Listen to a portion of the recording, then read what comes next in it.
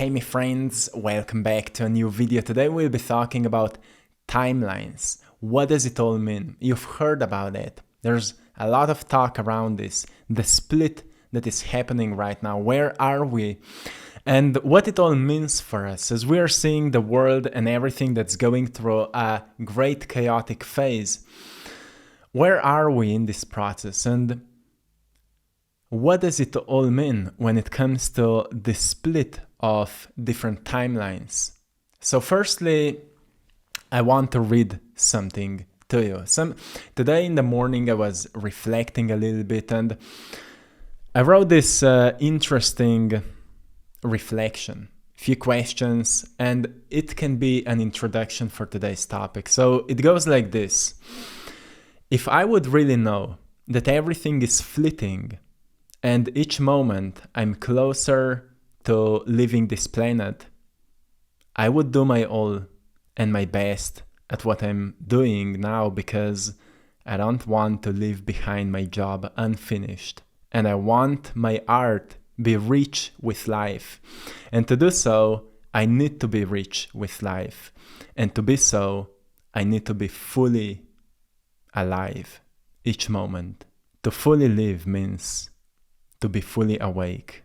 If I were fully awake, wouldn't I be of service to others?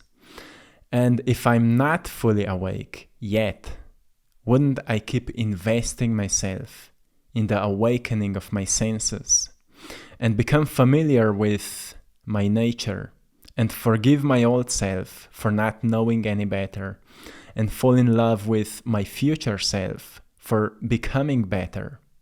Wouldn't I be the project of my life so my life can reflect the transformation of myself? And let it sink in for a moment, because this is a deep reflection. And I think each of us should ask those questions, especially at these times. Because, when it comes to a timeline that is the most, let's say, beneficial for us, the most meaningful and enlightening for us, it comes to our choices. It comes to the awareness of pattern recognition, recognizing that each choice I make today will lead me somewhere tomorrow. Which means that if I don't become aware of my choices today, I don't care where I end up tomorrow. And many people are living like that. Many of us are living like that. Like, I don't care, I will just do whatever, right? But soon we recognize, well, if I do whatever, I get whatever. And sometimes whatever is not the most optimal for us. It's not the best for our greatest possible expansion. So we start wondering, well, at some point we have to become conscious of the choices we're making, right? And when it comes to the choices, it comes to intelligence we are carrying within, how intelligent choices we can actually make, or how intelligent choices we are capable of making, right? And that comes to knowledge and self-knowledge. Like, how well am I acknowledged about myself, about the way I present myself to the world, the relationships I'm building, on what I'm building my relationships, on my true self or on a certain persona that I've built through life because I wanted to avoid hurts and I didn't want to be all soft, I didn't want to be vulnerable because people will use me. So we've all designed certain let's say masks, personas, right? And as we move through life, we recognize, well, we can't function that way anymore. But at the same time, we don't know how to function other way. So we find ourselves already at the place of a potential split. Okay, one option is to acquire a greater self-knowledge. Let's go on a research of who I am becoming, and how to awaken to my senses. And the other path is a path of ignorance and constant distraction. We all find ourselves in these two different paths. And some people may find themselves somewhere in between. Like, for some time I'm researching myself, and for some time I'm just being ignorant. and I'm using all this knowledge for some entertainment, but I'm not getting fully into it.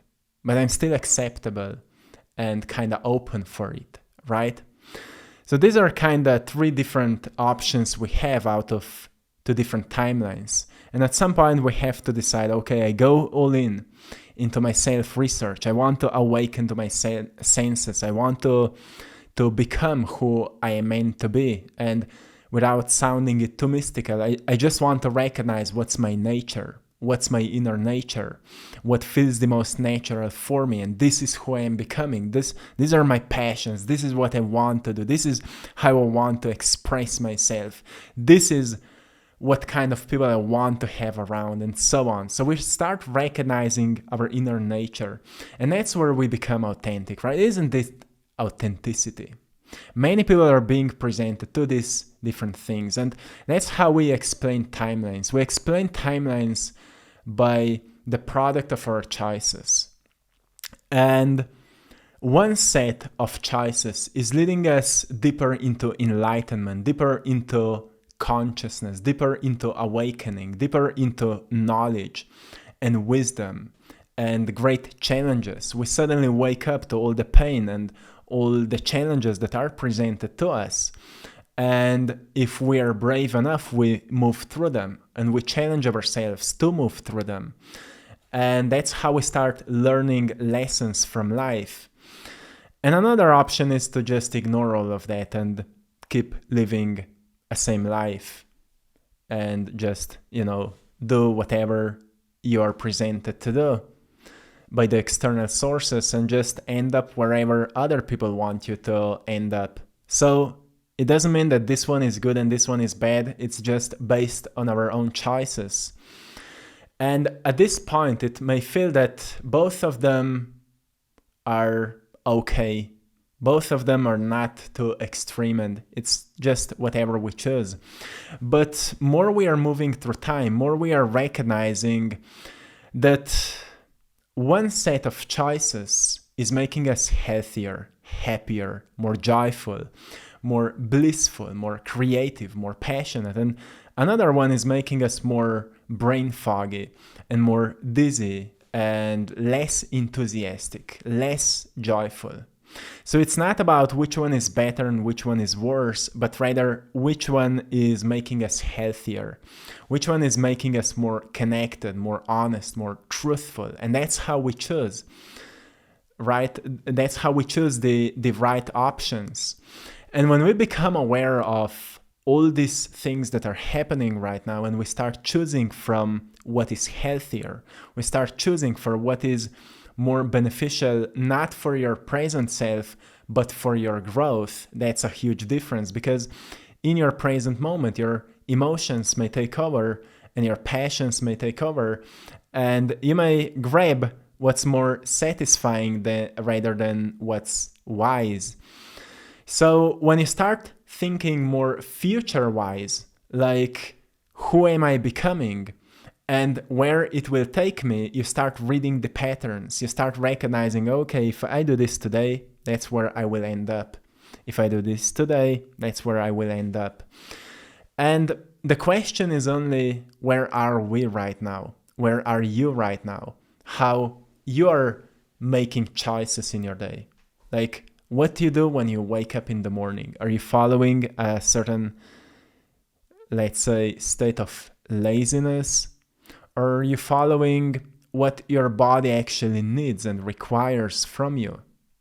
Because even intuition can only be well understood when your body is well balanced and strong and well grounded, right? If we're talking about intuition usually doesn't make sense if our bodies are not well balanced and stable. So firstly, we have to learn to take care of this vehicle if we want to evolve furtherly, right?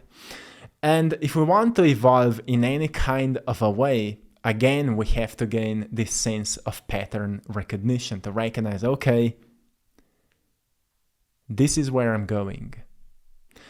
And if I want to become this version of myself, this is what I have to do today. It's not about blaming the environment, but recognizing how could I turn my dreams, my passions, my goals, my inspirations into potential income, into potential connection with other same-minded people, into a project that will support my life. So I stop caring about financial systems and everything that's falling apart. And I start caring more about what I'm building, what's coming together. Because financial systems will change and they will adapt to our new state of consciousness.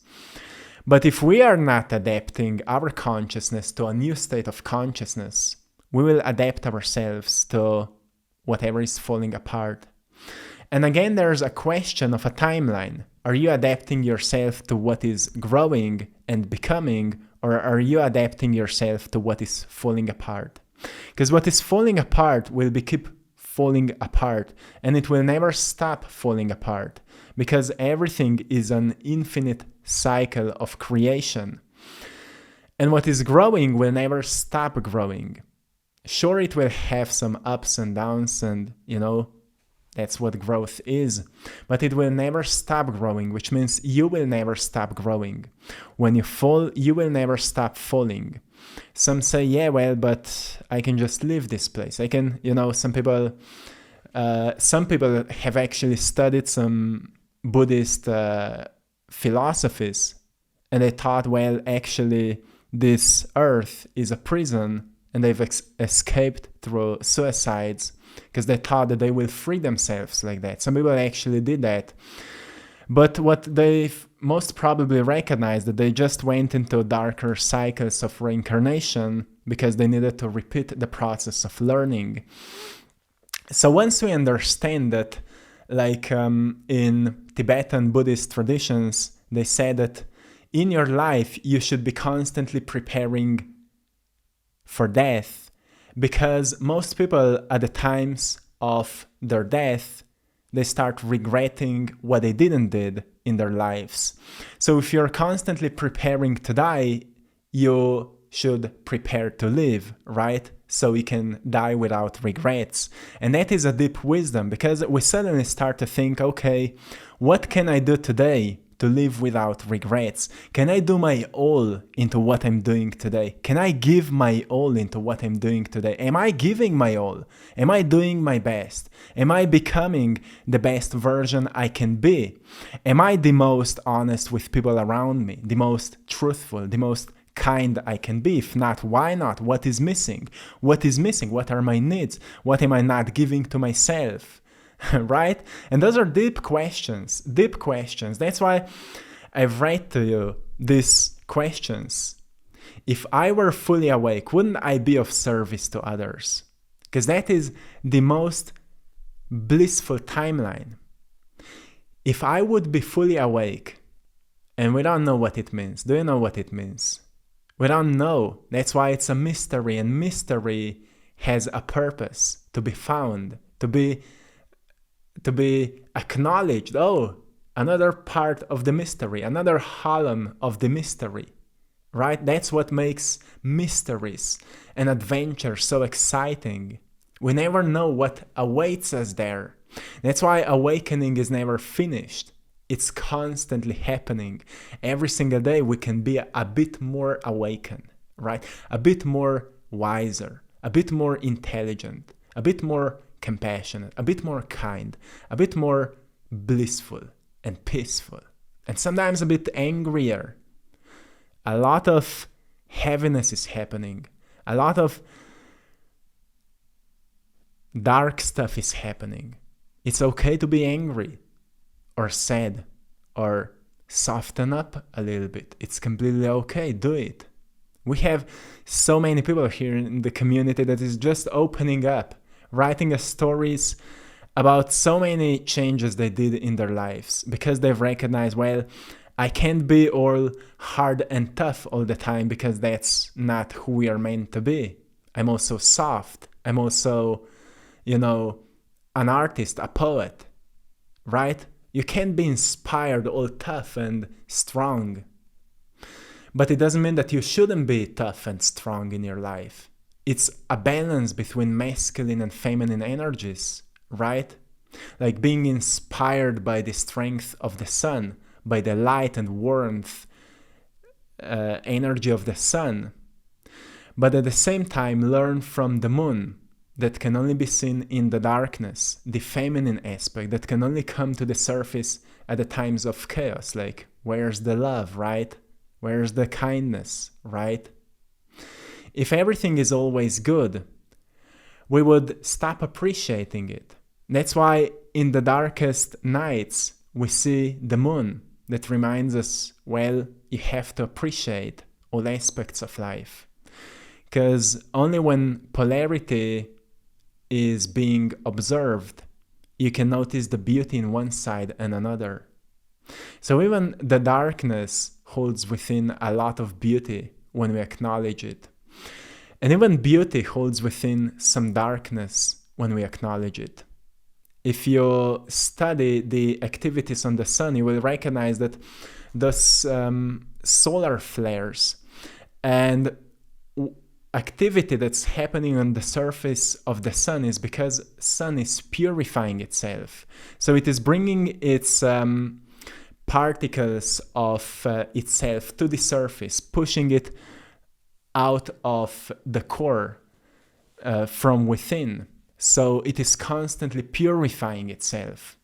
It's a body in the solar system that is constantly purifying itself. So sun is like a manifestation of what it means to be an alchemist, to keep enlightening others by purifying yourself. And isn't that so? It's a greatest teacher. It's such an incredible teacher that it doesn't just teach, it gives life to others. It gives life to all living beings. And once we recognize that this is the embodiment of a leader, embodiment of a master, we recognize, well, isn't that a mission? To become so good at whatever you're doing that when people come across your work, they start to feel more alive. And when we recognize, well, whatever I'm doing, I want to become so good at it that when people will come across this, they will feel more alive, they will feel more enlightened. That's how we choose the right timeline. I mean, the most beneficial for our existence. It's our choice what we choose, but I can only encourage you to choose what feels the most the most exciting, right? The most fulfilling. Not exciting for your pleasures, but exciting for your growth. Because sometimes, just today I had this deep and long conversation with a friend of mine who is going through some deep challenges, and it's happening for such a long time that many times during this process he was almost losing his mind. So I gave him one of my